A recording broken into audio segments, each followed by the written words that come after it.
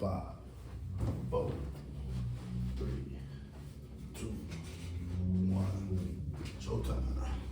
What's up, y'all? Back for another show. Feel Better TV. That's me. And I got my guy Rico Chill. Part 3. Basically building off the topics that we talked over the last few times. Right now we're talking about the degradations of our neighborhoods and where it started from. I can go a lot deeper but I didn't bring out the stats, but it's all you can all be looked up. I think a lot of this started, with enlistment of our people into these different wars and whatnot, World War II specifically. After we came home from those wars, we were still facing a lot of racism and being held back as far as redlining and housing and things like that. But at the same time, they were handing out land with homestead acts and GI bills to, the Caucasoid people. And with that same disenfranchisement, work became scarce for some people. And that was starting at the beginning of the degradation of the home. The family structure started dissipating after that. And you can lean into that a little bit because that's when some of the government subsidies started coming in that also disenfranchised some of the homes, empowering more women, encouraging single mother households. Also, what led into that after these different wars was a lot of narcotics going on. Basically, the drug game changed a lot of stuff too, because it made a lot of people junkies and useless to society at that point. And that was also being pushed by our government. It's verifiable. They pushed those drugs into our community and made harsher sentences for the different drugs that came from the original drugs. And at the same time, again, further disenfranchising the homes. And we can go back into like the 60s and whatnot with the Frank Lucas eras and whatnot. When they were pushing out the doogie, the heroin and whatnot, and that disenfranchised a lot of neighborhoods in itself. And that group from there, it grew into different, cocaines and things like that. You got the Black Panthers, right? And remember when the Black Panthers was around, that was a movement. They had COINTELPRO, and they was bent on getting any leader that was going to help the people. So once they was able to infiltrate these organizations, then at a certain point they want to flood. And from the years that we was around, I know I was born like in the 70s. You a 70s person. We're for the same age. So we're gonna go back to, I remember the first time that I seen stuff like that on the block. And it was new to me. It was like one guy. Now it wasn't 5 or 6 guys out there, and we're gonna call it for namesake Wonder Years. These was the Wonder Years, like when it was 8, 9, 10, 11, in those years before teenage. Mm-hmm. That's when it was probably new to the hood. It always been in the well-off areas, but in a powder form. But when they was able to mass produce it to a small amount of money and lots of people, then it became a community poison.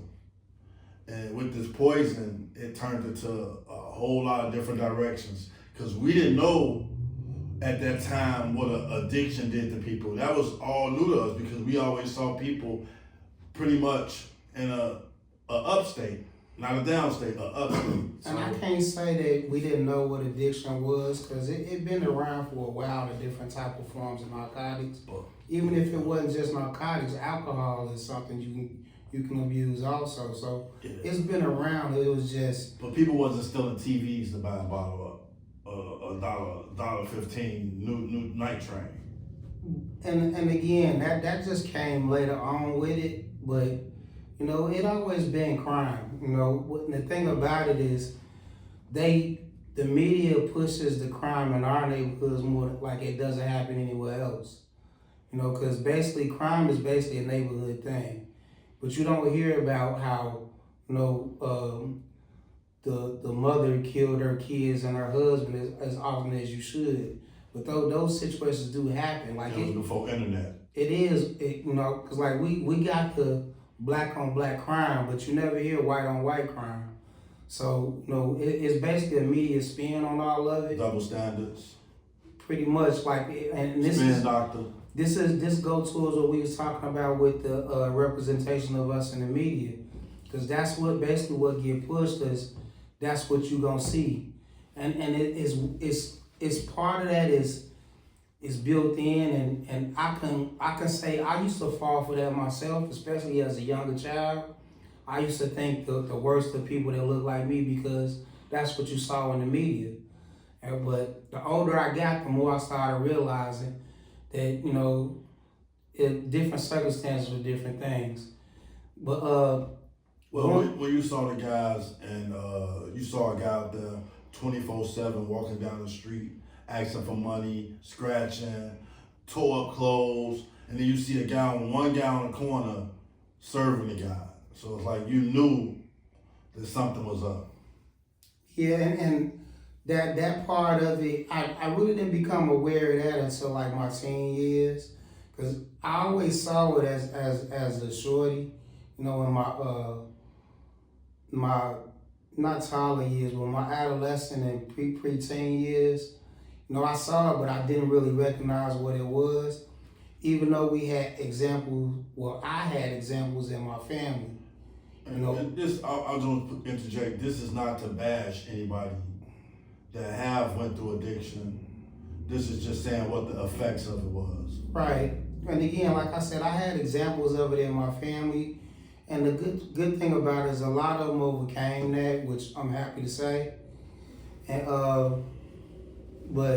that's one of the things about me, because I drink and I used to smoke, but because of the examples that I had in my family and around me, I never tried to do anything harder than marijuana. I never popped any pills, anything like that, because I didn't like aspirin, so I definitely wasn't finna take no man-made stuff. Because again, you never know what's in it, especially like now, moving into our era now, it's a lot of fentanyl in a lot of this stuff now, and that's one of the most dangerous drugs out there. But going backwards though into the Wonder Years, is like I was saying, I saw the examples of it, and we had the flashy guy that had all the nice clothes and all the nice shoes, had a few cars and whatnot, was riding down and picking up the high school girls, and that was the examples that we had. But at the same time, it was still some of them pushing, the smarter kids to stay away from this. Like, you don't need that. And one of the things that we lost after that era was, some of those leaders either being taken out by the system, or being taken out by, other supposed gangbangers and drug dealers and whatnot.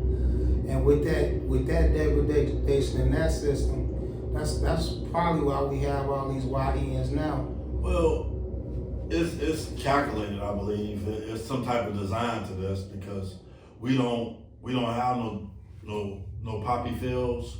We don't have no cocaine fields. It comes from overseas, and it happens to come in our neighborhood at alarming rates. And that go into what I was saying earlier, is like, it like you said, it was designed. We didn't have access to getting any of this stuff, and a lot of this stuff was pushed by the government, and it is verifiable. It's people that's saying it now, and the show Snowfall is it's fictionalized, but it's based in truth. You know, that was supposed to be Rick Ross, and Rick Ross has been on camera saying that he was funded by the CIA. So, you know, that was purposeful in itself to destroy our communities.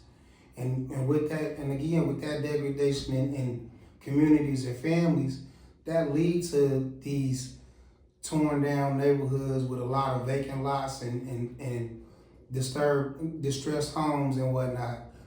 And that's part of the broken family, because when I was coming up, my neighborhood, we were a middle class neighborhood where everybody, the mother and the father, they worked, they had their kids, they sent them to school. It was some of them that went the wrong way, but for the most part, we had a tight-knit community where, you know, and I was lucky enough to, like I said, I 4 generations of my family went to the school across the street from our family home. So I would get in trouble at school, and then get in trouble at home, and then get in trouble when I got to my parents. And it's sometimes like after school, you outside playing on the block. You know, the neighbor had access, well, not access, but they had the ability to discipline you without no repercussions. So this still the wonder years, right? Yeah. We still in the wonder years. And I want to interject that if you have a drug problem, the number to call will be 988, and you can also text that number 988. These are resources available to you and me and to anybody in the city that has problems with drugs. They have help and resources available. So if you do have a drug issue or an addiction or a crisis, even also suicide, 988 is the number to call, and you can also text that 988, and you'll get real-time help. All right, and coming up out of the wonder years, what was the next one you had? Wonder years, this was before drugs. The second one is the mid era, the 90s, where everybody was shining, the shine era. Right, and that was a part of the era that get demonized, because like, it's funny talking about the 90s and whatnot, because like the 90s, it was a lot of great examples of family and a lot of good music that was coming out. And as far as rap, it was a lot more diversified than it is today. You know, you had conscious rap, you had backpack rap, you had pop rap. You know, the Kid and Players was the pop side of it. Conscious was BDP, Poor Righteous Teachers, and Brand Nubian to a certain extent. You had the X-Clan. Yeah, X-Clan too, and then, you know, MC Hammer, he was another example of pop rap. PRT. Right, Poor Righteous Teachers was conscious. Yeah. And then you had the Backpackers, which was a lot of the New York rap, Common Sense, things like that. And that's pretty much the era that I was in. Like I was more like a conscious backpacker, but I still listen to NWA and Ice-T, King T, you know what I'm saying, things like that. But it like I said, it was more diversified. You had access to all of those different genres. And in addition to R&B, it wasn't as raunchy as it is today now. That's why I was talking about in the last episode how a lot of the current music don't have a lot of soul. And you know, in the 90s and the early 2000s, it was a lot of differentiation in the music, what you heard and what you saw. And it was a message in a lot of these songs. Even with, you know, NWA, as far as them being raunchy or whatnot, they did tell you the repercussions of doing things like that. It wasn't really glorified. It was just the circumstance that you was in. Now you see more glorification of that type of lifestyle, and you have the new generation aspiring to do that, which is wrong in itself. Well, you got your big rappers. Most big rappers that's rapped about drugs.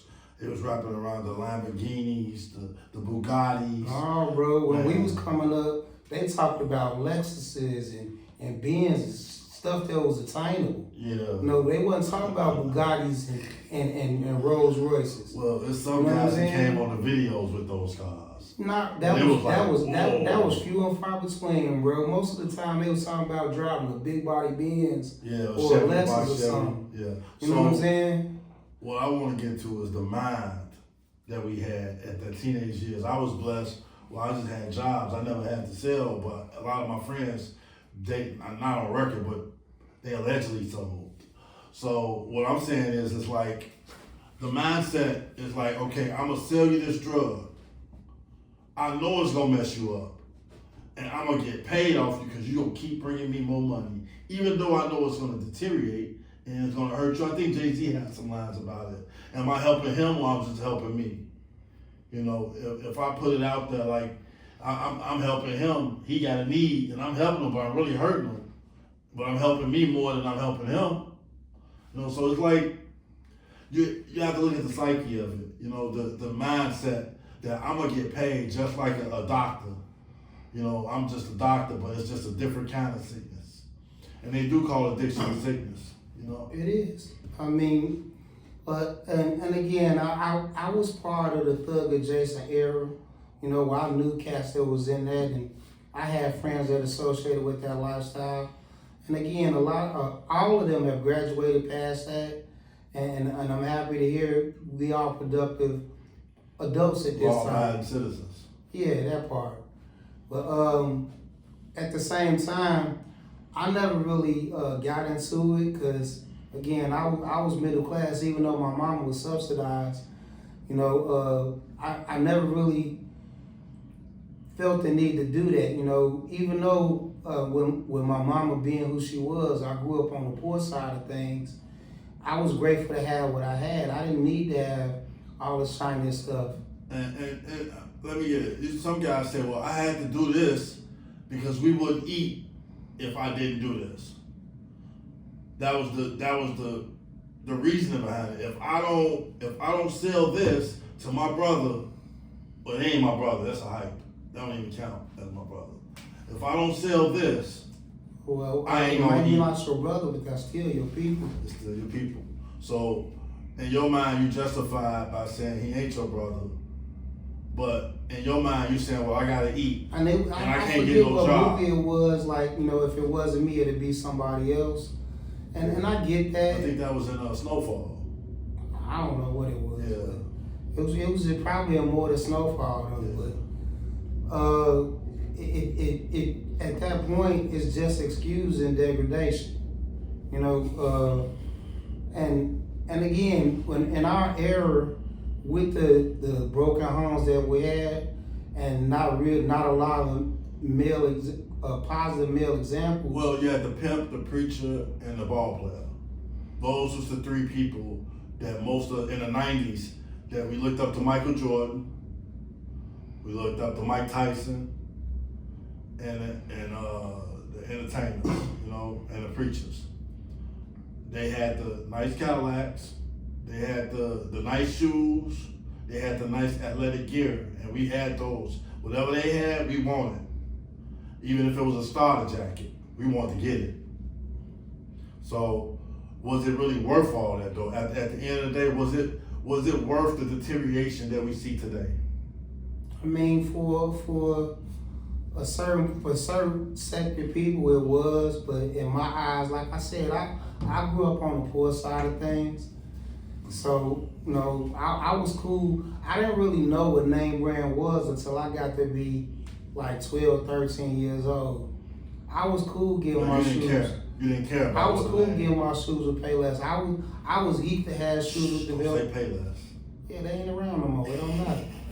But I was cool with that because like I remember when my mom moved from here to Milwaukee, and you know I got my back to school shoes and whatnot. I was cool. They was some off-brand shoes, and I was happy that they had the little Velcro strap on them. You know what I'm saying? They was knockoff Nikes, but you know what I'm saying? I didn't know no better. I thought I was cool. So you know what I'm saying? They got to tell them, you know, I got the, what are those? You know what I'm saying? I cut my tongue off of my shoes so people wouldn't ask me what kind of shoe it was. And it's funny too because, like, my mom don't remember this, but it was terrible because, like, I wound up coming home from Christmas break or one of the breaks, crying to grandma. You know, grandma got me my first pair of Jordans, so you know I wore those shoes out. But anyway, I got back to school and I wasn't, you know, the poor kid no more. And then the next year in school, I'm thinking my mama know better. She give me some not even flea market, bro. These shoes had to come from like the bargain bin at the grocery store. At Jewels. Right, In I the had generic section. some XJ900s, bro. That hurt my feelings, man. Cause like they didn't even have rubber soles. I had plastic bottoms. I'm sliding across the gym floor. I'm telling my mom I can't wear these. She's like, these some good shoes, and and she told you that, and you believed her? no, I'm trying to tell her I can't do nothing with these shoes. Like these shoes sound like steppers. You know, I'm clacking across the floor. And getting back to the 90s, what do you do with that type of money as a 20-year-old, 19-year-old kid? You got It's 100,000 coming in every week, man. 100 to 50,000. What do you do with that money? What do you do with it? A lot of it was wasted. Like, you know, you Now, if you buy work a job, you get $1 million, 100,000. You making this in every week, and you get. If you work you got 2.4, 3 million. You said I'm done. I can live off 3 million. You getting that, and you blowing it on cars and jewelry and legal fees and chicks. and chicks. So like, it's like again, that's an anomaly. That's like a irony. You trying to get money, but you ain't gonna do nothing with it. So it's like it's not even worth it. And that go back to the music part of it, cause like during that era, like I said, I was more of a conscious backpacker. Like it was on BDP Sex and Violence album. You know, when he was talking about the drug dealer. You know what you could do? You could build your community up instead of destroying it, using that money to you know start a fund for the neighborhood. Talking Boys in the Hood, right? And not even Boys in the Hood. Well, he gentrified. Well, he was talking in the speech. But and that's another thing about it too. Like what's crazy about our communities, like, you know, it's proliferated with churches and liquor stores. You know what I'm saying? And we don't own most of these liquor stores. And beauty supplies. We don't own the beauty supplies either. So, but what I talk about and I was talking about this yesterday when I was trying to figure out how we could build a coalition amongst a different friend group of mine. And that's what's crazy about it, cause like for the most part, a lot of us grew up as Christians. You know, one either Baptist or Lutheran or whatever. And, some of us was in the non-denominational Church of God in Christ. But you look at all these different churches and denominations and whatnot. What if these pastors and preachers and reverends got together and build communities amongst themselves that was helping the community? But it's so much separation. There's some out there doing some stuff. It's some, but like you think about it, as much money as they bringing in, you know, and you know the pastors driving around in Cadillacs and Lincolns and some There's some out there extreme rich. But the thing about it is like if it was used more for the community, like if we like building a coalition of churches that could actually build a bank or something, instead of, you know, funding the preacher that don't gotta work. You know what I'm saying? So basically, if it was a system in place in the 90s, we would have been able to address these disparities in our communities. And it's good. Like it's a lot. It's like I said, like I talked about before, with us having these open lines of communication and access to different media. It's good that we could talk about this now because it's opening up more eyes. And it's making it more easily accessible for us to learn and try to build these communities.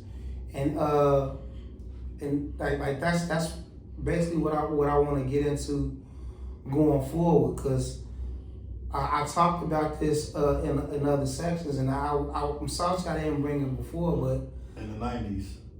This is all about the 90s? No, I'm just going forward Okay. now. Well, I want to say thing before you jump to the next section.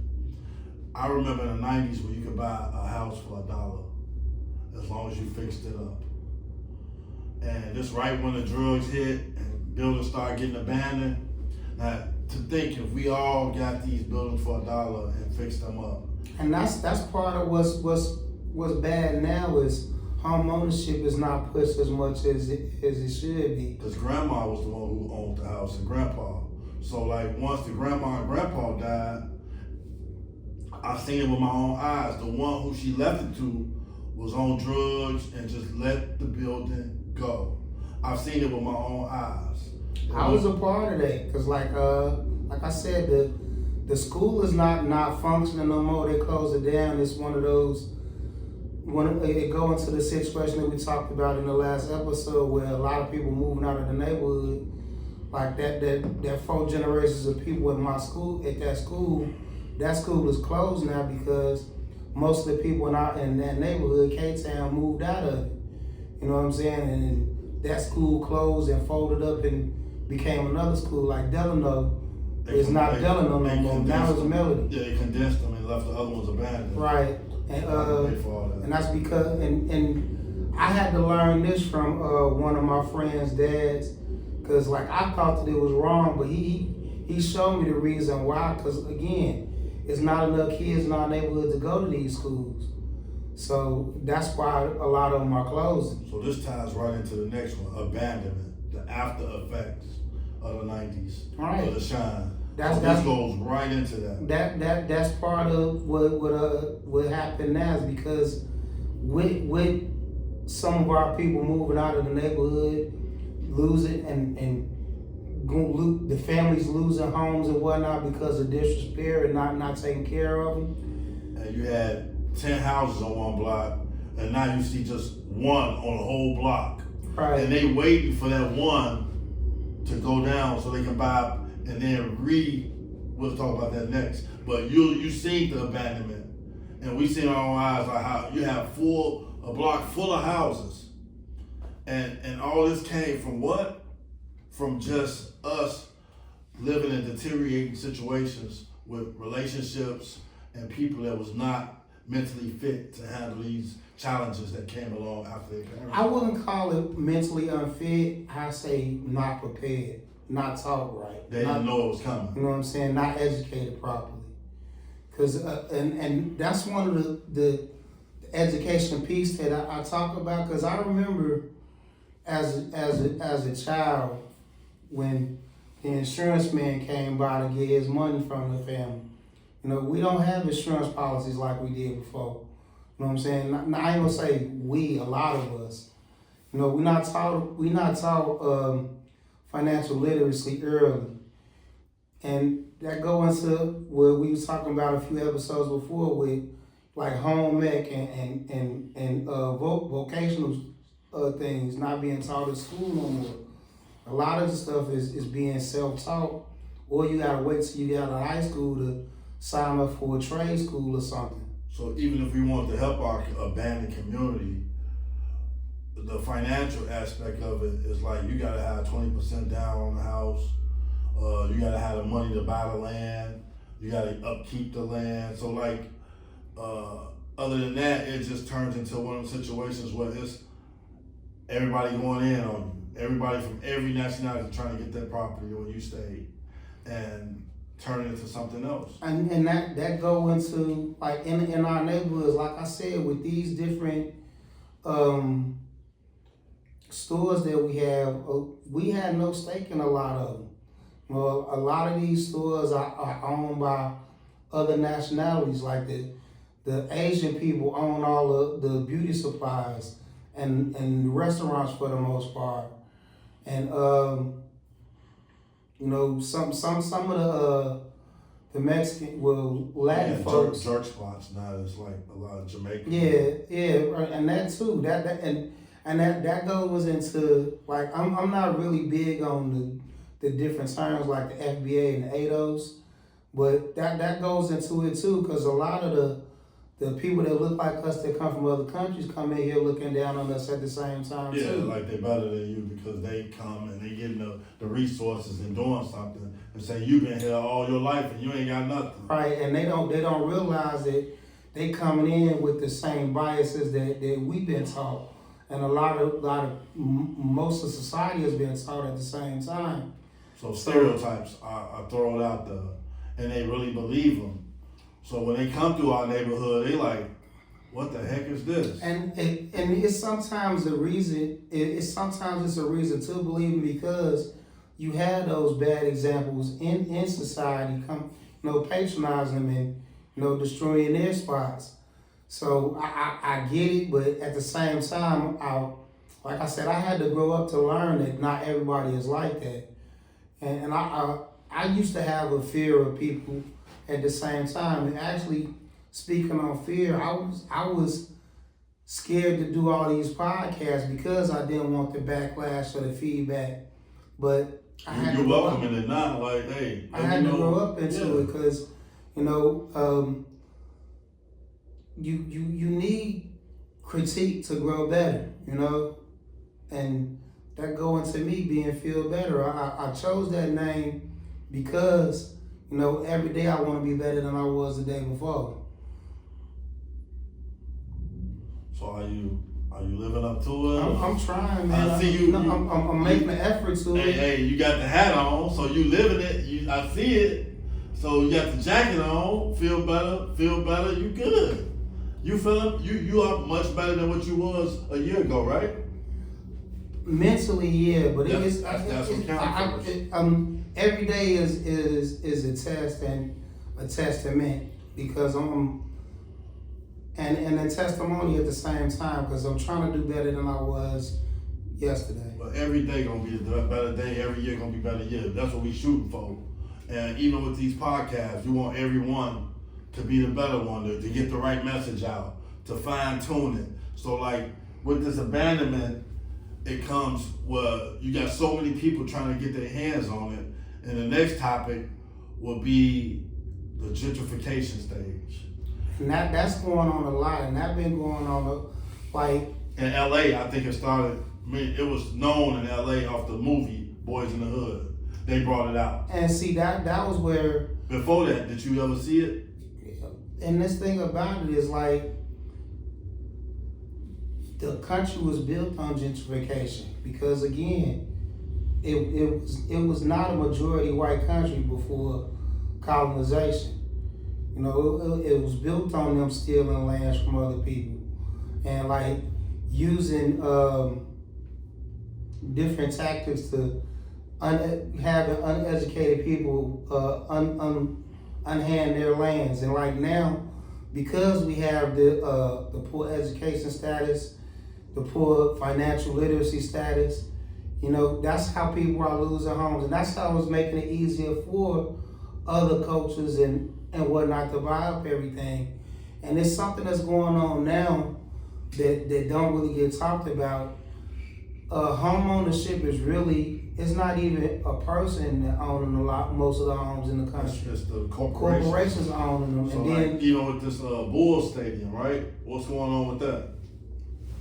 I'm they not putting sure. in $7 billion into the area. So was that $7 billion for us or who was for? Who was for? Right. And it's for somebody else to come in and swoop up, start business. But I know they might have some things where they bring in community people on some things, It's gonna be a small portion of that is gonna be for low income housing or some incentives. Sentimental boys and girls club or something like that. But for the most part, it's like with Madison Street, they supposed to be gentrifying Madison. I don't know if that's true or not. It's happening, Joe, because you see all the construction that they have going on there. And I can speak about my neighborhood. I'm by Eisenhower. On both sides of that, on the north side of the Eisenhower and the south side of the Eisenhower. These neighborhoods used to be predominantly black, look like me. Now you see more Latin people moving into our neighborhoods. Cause they got kicked out of Humboldt Park and out of Bucktown. Who? A lot of Latin people. Yeah, cause they took over that whole area in Bucktown, and they pushed everybody back toward us.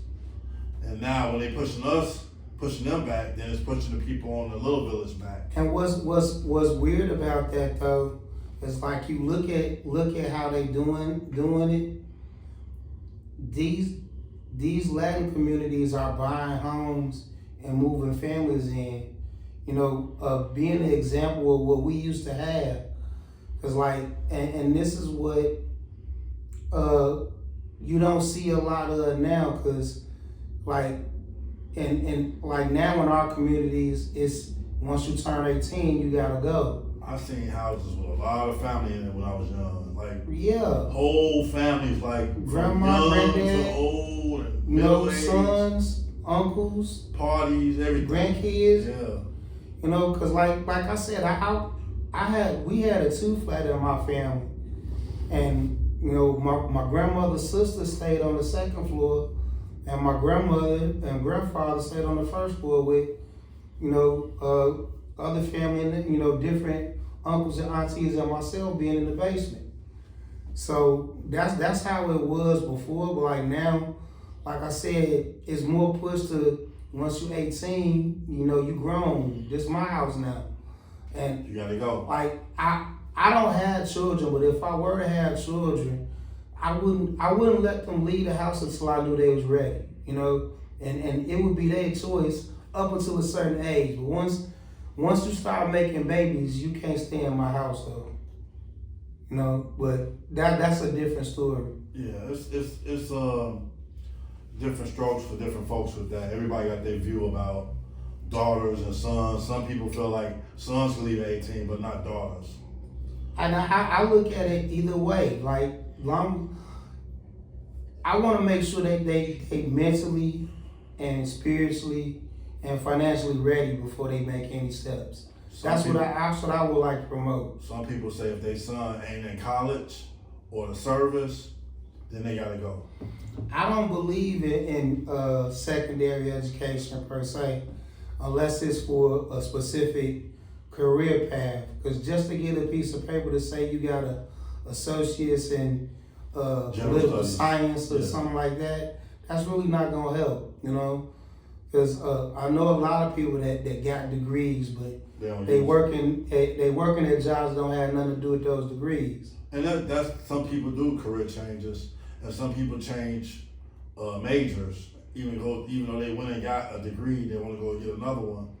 And again, with this gentrification and the rebuild aspect of it, if we had more engineers, architects, and construction people that had the proper qualifications, like when you need something done, you go to the yellow pages or the internet and you say, man, I need somebody. You pretty much gonna get another nationality mainly coming in to do the job. They got the actual right permits.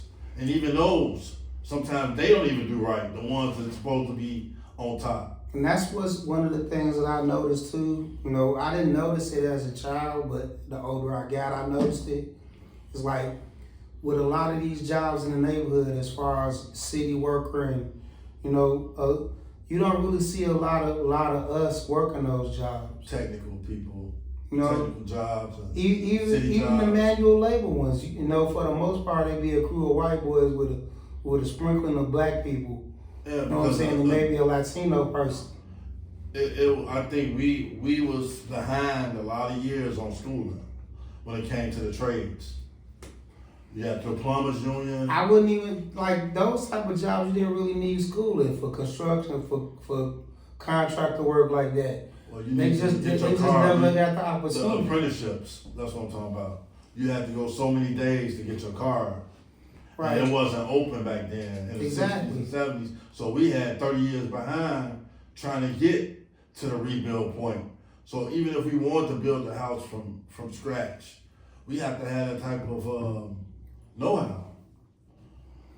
So with the community, I think it's good where we at right now because people's eyes are open. People can go and research stuff on Google. They can chat GPT.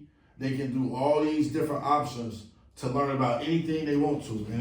And the knowledge level that we on right now is on the highest level it's ever been.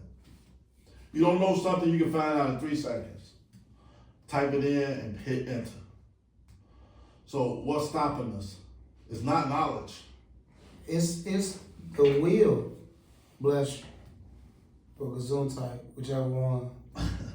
But it's the will, and again, a lot of this stuff is not being pushed as far as in different family structures and whatnot. You know, like I said, I think family is one of the key things to get to change the dynamic in our neighborhoods and our structure, our specific archetypes. I really like Bronzeville. They really got it going on in Bronzeville. And that's gentrified in itself. Yeah, but they still holding on to the culture. I don't know how long, but they still holding on to the culture. Even Hyde Park, a lot of that still is intact, the community. And that goes into something that I learned about not too long ago. It's like how segregated the city is, and that was on purpose, like with the different expressways, like the Dan Ryan and Eisenhower. Those were set up to split off the used to be predominantly black neighborhoods. You know what I'm saying? And that's part of the environmental warfare that's going on with us. Because little do you know, and it's funny too, like Pulaski. If you get back into the Chicago thing, where you went before, like Chicago, it was founded by DuSable. It wasn't founded, it was discovered. Chicago was already here. Yeah, but they called it Chicago. Right, but the street, Pulaski Street itself, like the further south you go and the further north you go, it's the original name, Crawford. And it's like that in Milwaukee too. Like they got a Pulaski Street there, but it used to be Crawford Street. And they changing these names for a reason. Like the Lawndale neighborhood, that used to be a black neighborhood, and it still is now. It actually wasn't. It was actually a city. I know people that said, like, a lot of whites that lived in there, they used to live over here and went to these schools over here. Yeah, and that's one of the things that with Melody, when I went there, like it used to be a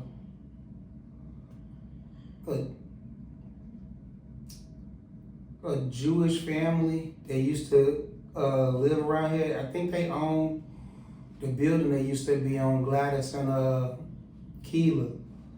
But like we used to tease him and whatnot coming up, but and they wound up moving out of the neighborhood. I ain't seen them because like we were all the same age, but like, and that's what's funny about it, because like they came here and they got the resource that they had and they left, and then they left whatever they had in disrepair and never got bought up. Like that's like the building that used to be there is none but a vacant lot. Now there's so many vacant lots that used to be accessible housing, and that was done on purpose though. Yeah, in Inglewood, it is groups out here that are trying to buy back the community and make sure that the people that's there have a voice and a say so. Like when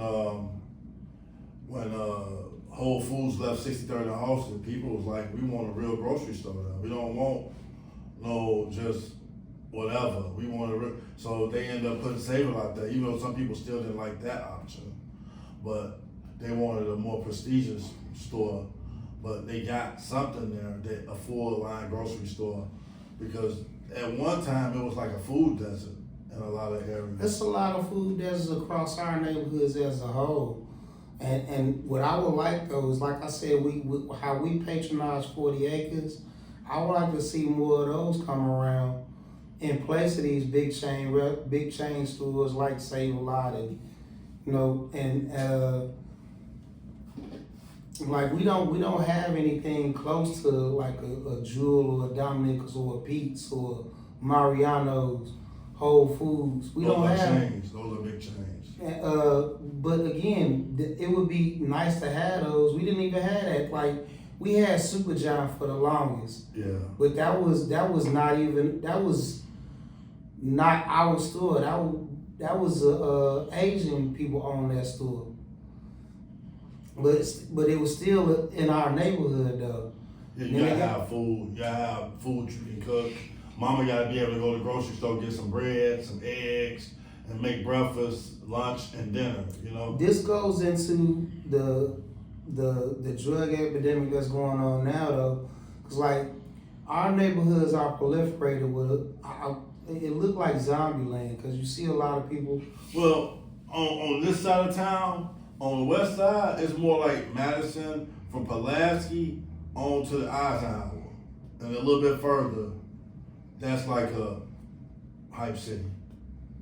I mean, and I see it from the West Loop on. West Loop all the way out to Oak Park almost. Yeah, they got a lot of like encampments, like all along the streets where people. And like with the stores that are around, you have to worry about the pickpockets and the thieves and the boosters and whatnot. So I'm just like, man, what is the solution again? What can we go with? And that's the weird part about it though, is like how it's so easy to proliferate our neighborhoods with that, but you don't see that up north like that. You don't see that. Howard, they did have a tent city, like Yeah, way but up north. I'm talking about further away from the L and whatnot. You don't see it as much as you do. Like you around here, you see it in Humboldt Park, you see it in Garfield Park, you see it in Douglas. Ain't no L's around there. You know what I'm saying? Yeah, and Inglewood area is all on the red line. And then if you want to talk about the red line, that's a whole nother topic. The blue line getting there too, bro. The blue line, pink line, Skokie, it's spreading out through the city. So they're gonna stop funding the city with money unless they change their safety protocols. Because right now they deem it so unsafe. And the government don't really want to give nobody money anyway, but. And that's a lie, cause like that's what I was talking about earlier. Like they give subsidies to the corporations. Like it's a lot of like they don't like to give subsidies to individuals. The blue states. No, it don't even matter, blue or red. They don't like giving subsidies to individuals, but they quick to give it out to these billion-dollar companies to keep people poor. Cause like again, you have Walmart and any other you can name a company. They have the Do You Receive SNAP or TANF? Have you received that in the last year? They gonna get a subsidy for hiring people that's doing that. Yeah, tax breaks also. Instead of paying that person enough not to have to worry about that. Cause like Walmart is one of the biggest employers in the country, but most of their employees is on food stamps. Yeah. You know what I'm saying? Which is sad in itself. Yeah, I mean, the way the economy is and the way people, they've been going up on the cost of living so many years, but they haven't been going up on the actual pay scale too much. I remember I lived in Indianapolis for 4 years. And it's a personal story in that I just had lost one of the loves of my life and just wanted to start over new. So I moved to Indianapolis to try to do that. And it was a good experience in itself, but that was before I knew financial literacy. What years was that? What years in this? Was this the abandonment years, gentrification years, 90s, or the one? It was close to abandonment. It was 2010 to 2014. The question, was it abandoned there also like it was in Chicago? It's no different than it would. Like any major metropolitan area, all of them pretty much look alike. So they all had to abandon. Only difference between Indianapolis and Chicago is it's more gentrified than it is here. Like you see more of all communities and neighborhoods instead of it just being segregated. But not to say it ain't areas where it's mostly black, but it's more integrated than it is anywhere else that I've noticed. So, Like, and you saw a lot of when they actually built in Indianapolis again, you saw a lot of downtown area? interracial couples in Indianapolis. yeah. Like, and not just white and black. You know, All you had types. Asian and black and Indian and black. Yeah, school right there too, right? In Indianapolis, it's a college right there. It's a bunch of them. IUPPI. Indiana State. Indiana State is in Terre Haute. Oh, okay. But it's a few different colleges. Ivy Tech, that's one of them down there. But and I like Indianapolis for the time that I was there. It was just once I lost my car, it wasn't. Transportation is not as easy as it is up here. Yeah. You know what I'm saying?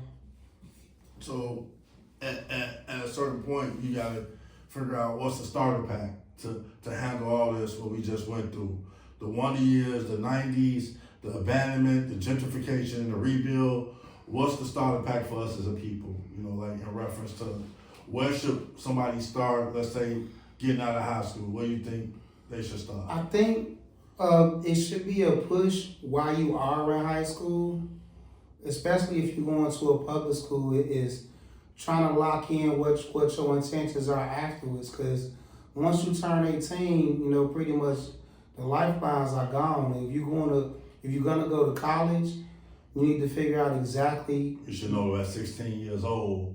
You know what type of field you want to get into, and you have to take into account the cost that's gonna have with that, because there's only so much you can get as far as Pell Grants. Yeah. And if you're not a superstar student and ain't getting scholarships, you have to figure out, is it gonna be a community college, or you gonna try to go to a four-year college that's you low? save $20,000 if you go to community college on your 2 years. But again, the community college is only for 2 years. You're only gonna get an associate's from that. Yeah, and then you just start paying. And again, it gotta be something that's valid. It's not just, you know, a liberal arts.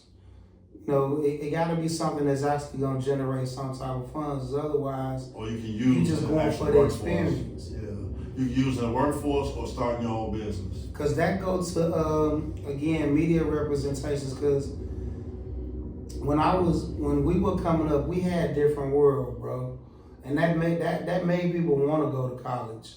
You know what I'm saying? And that's one of the reasons why that show got taken off, because it was a positive example of young black students and aspiring to do something different. Like they had dreams, and they had. Dwayne Wade went from being a goofy student to a college professor. Yeah. But he couldn't. He actually had a job in tech before that. You know what I'm saying? Yeah. So, and Whitley went from being bougie to an art dealer. So perception is a powerful instrument. It is, and that's why I really dig into, you know, trying to push out a different aspect of what we are as a people. Because like coming up, I was never one of the thug type people. I was always a bookworm and pretty much a loner until I got with you know, G Block. And even still, like, I love the guys, but I didn't hang with them like that all the time. I did a lot of stuff on my own. So, you know what I'm saying?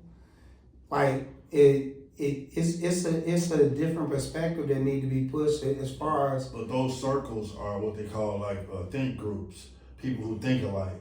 So you adapted to the K-Town G Block clique and think tank, how they OLC. thought. So yeah, OLC, shout out. So then when you got older, you start, okay, I'm finna go a different route. I'm gonna try to be on my own think tank thing, you know what I mean? And I wanna move on my own and make my own moves, because we all grown now.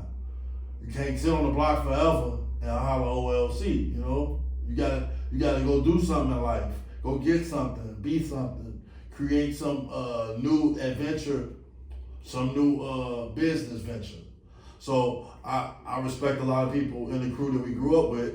They businessmen, they business minded, they about their money, and they could have been lost on the streets, man. So many times that we saw things that we shouldn't have saw.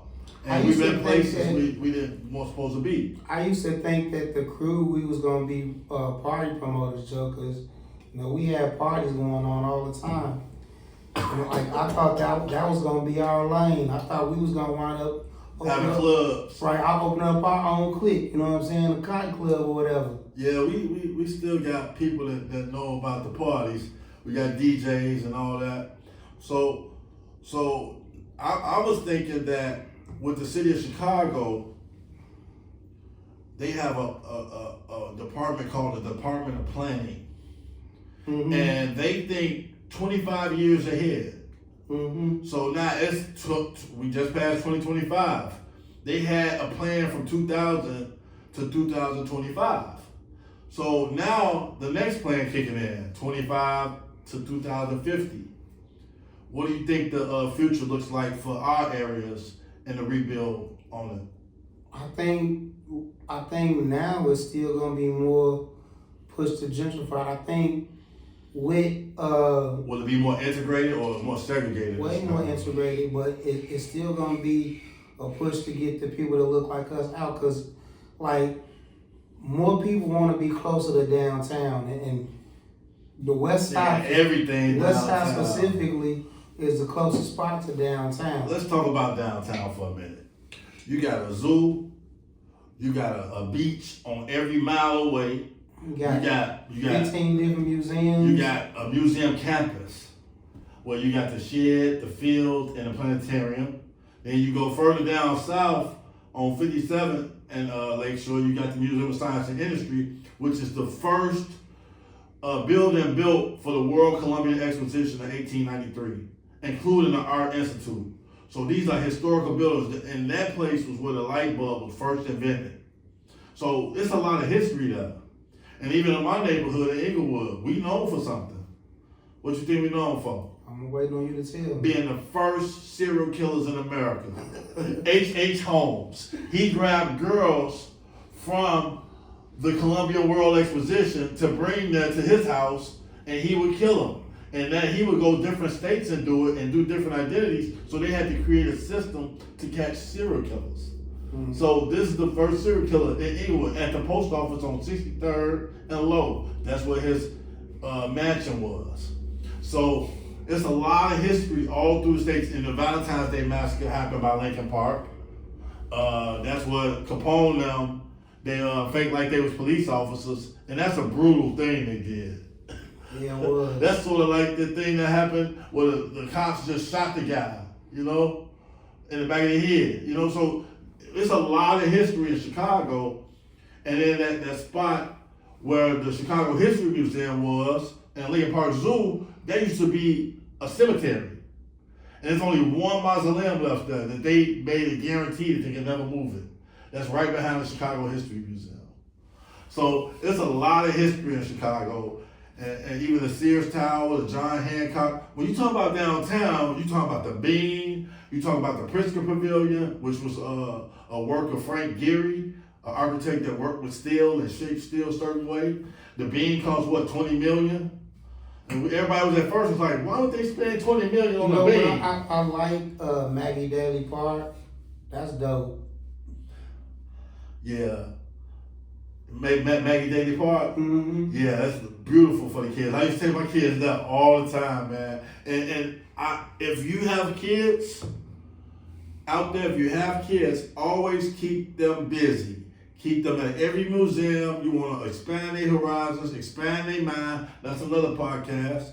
But this is what you want to do. Get the kids out, keep them out, keep their minds going. Never let their minds rest. Saying that, like my mom used to do that for me.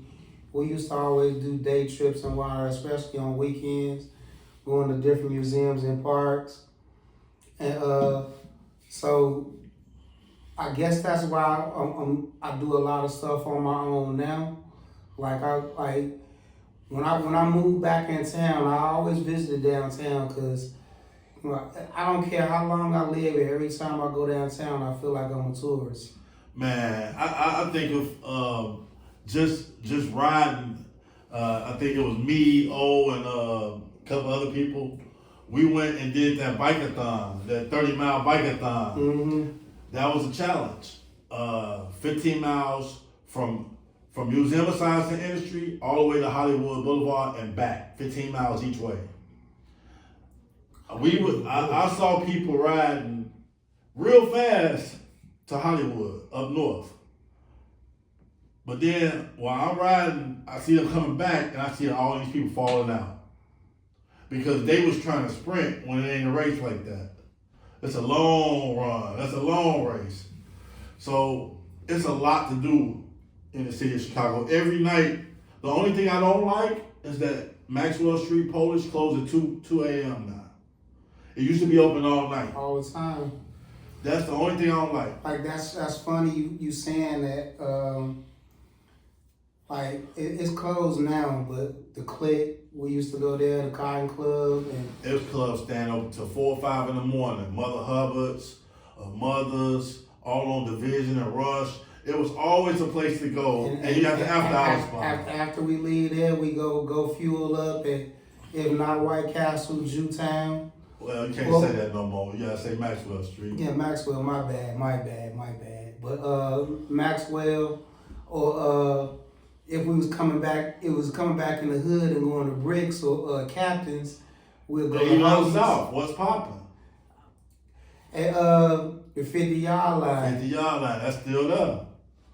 Now, it will be some risk involved. The new and the old. It was risk involved. I don't really, it was risk, but like I don't know how many times my windows got shot out there, even at the Riviera, all different types of places. I forgot about the real, bro.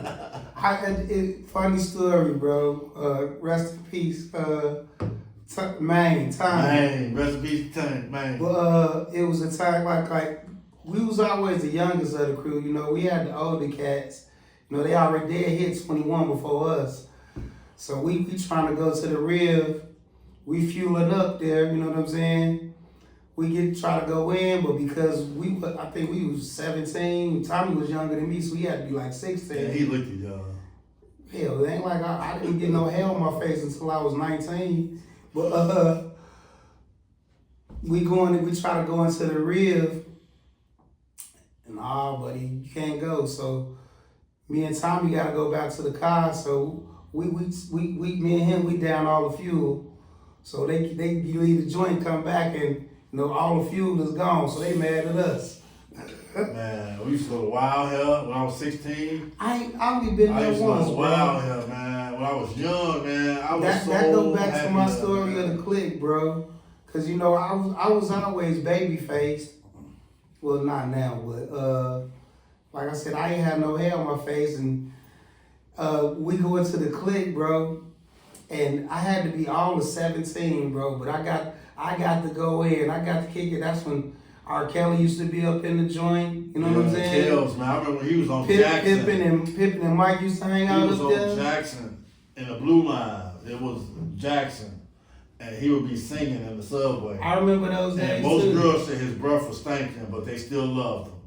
You know. And then you had people like Do or Die Out doing their thing. You had The Flick doing their thing. You had Twister doing his thing out south, low end. And out west. The funny part about it, you had all types of people, man. I ain't gonna say I hang with them. I see Crucial Conflict on the regular. They be up at Egilla Studios. B-Lo and Do or Die. Damn, I can't think of his name. B-Lo and anyway, Do or Die. They be up in his joint occasionally too. Do you remember 3 Piece? No. That was one of the R&B groups that they used to come to the studio too. One of them passed not too long ago. Rest in peace, my guy. But I see Kilo, Never. I went to school with Cold Hard. Never. I went to school with him. And Pitbull used to be on my basement. I haven't ran into Wild Style, but I'm looking forward to that. I don't know. I don't know. Something might be up with that. With Wild Style? Yeah, I think I read something about that, but I don't know for sure. That's unconfirmed. But you did with Chicago. It's a lot of history. It's a lot of vibrance. It's a lot of memories. It's so much that's in Chicago. You got the jazz scene, the blues scene, the R&B scene. You got the rock scene. I was riding my bike right there by the Duck Inn on Loomis and Archer. They was having a rock concert under the highway. So, man, you can't lose in Chicago. You can be walking in a museum and they have a concert outside on Tuesdays in the summertime. You go to the Shed Aquarium, they doing house music on Wednesdays. You go to 31st Street, they doing house music on the beach and everybody coming off the yachts hanging It's out. always, especially like now with the weather breaking, it's gonna be like a bunch of different festivals and stuff. When I get the chance, I'm gonna try to do, like when I first started my channel, I was doing a lot of out and abouts. I'm gonna try to do some live streams to some of those when I go out. Yeah, put it on your page and they'll see what events that they might want to partake in. People interested in it, they'll pop up, man. And maybe we might go in. One of the things that you put me on too, if you go to your local libraries, you can get a list of the different free affairs that you can go to, free museum exhibitions and things like that. And it's like we missed out on the John Hancock Center because we waited too long. Yeah, it was a long line to get up there for that free week. So yeah, I think we about that time, man. We done did that straight 60 minutes there. You know what I mean? Okay. So we ended, man. Good show. You shout outs? Any shout outs? Feel Better TV. This is something that I didn't do that I want to try to push out a little bit more, especially with him reposting on his page. Like, subscribe, share, and comment too, because a lot of this stuff, like we're not a big page, neither one of our pages are huge, but we want to try to get to the point where we don't have to use outside apps to do live streams. Because once we get to 1,000 subscribers, we can go live whenever we want without having to use tie-ins and things like that. And actually, if we get enough subscribers, we could even monetize our page and start looking for promotions and things like that. Promotions and sponsors. So, help us out. Like, subscribe, share, comment. Feel Better TV, Rico Chill. Wisdom, motivation, unlimited. Yeah, what he said. Yeah, man. So, hey, we just want to say peace and love, and also keep your mind right. We just shooting the breeze, and what you call it on your page? Kickin the bobos, baby. Peace out, y'all.